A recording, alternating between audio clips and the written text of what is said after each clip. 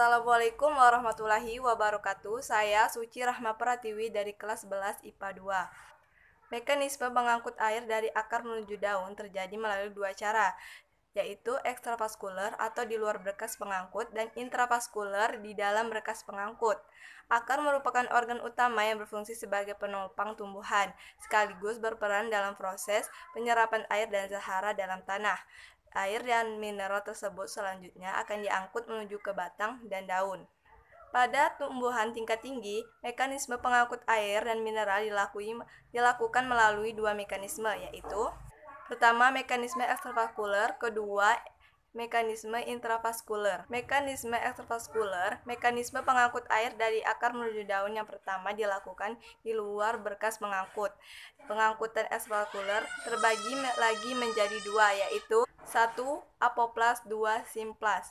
Apoplas. Pada pengangkutan apoplas, air masuk secara difusi bebas atau transfer pasif ke dinding sel dan ruang-ruang antar sel dalam akar. Air yang masuk tidak bisa langsung mencapai ke ngilem. Hal ini disebabkan terhalang dengan lapisan endodermis akar.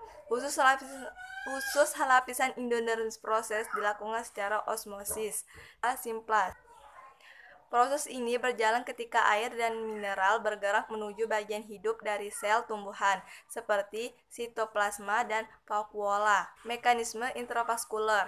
Mekanisme pengangkutan air dari akar menuju daun yang kedua dilakukan dalam berkas pengangkut atau intravaskuler. Proses intravaskuler ini berlangsung melalui berkas pengangkut ngilem.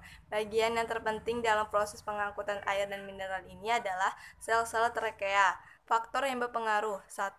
Tekanan akar, 2. Kapilaritas batang, 3. Daya hisap daun. Tekanan akar. Saat proses penyerapan air berlangsung, cairan pada sel rambut akan berkurang kekentalannya. Hal ini menyebabkan sel bagian dalam untuk menyerap air pada rambut akar. Cara inilah yang dipakai untuk memindahkan air dari sel ke sel hingga akhirnya tiba pembuluh kayu. Kapilaritas batang. Nila merupakan pembuluh kapiler dalam tumbuhan. Dengan prinsip kapilaritas air dapat naik di dalam pembuluh. Hal ini bisa terjadi karena adhesi yang terjadi antara molekul air dengan dinding tumbuhan. Daya hisap daun. Air yang sudah berada pada daun akan mengalami penguapan melalui stomata, sehingga cairan pada sel daun meningkat kekentalannya. Hal ini memicu sel pada daun menyerap air dari pembuluh kayu, dan aliran air akan terus-menerus terjadi mulai dari akar hingga daun.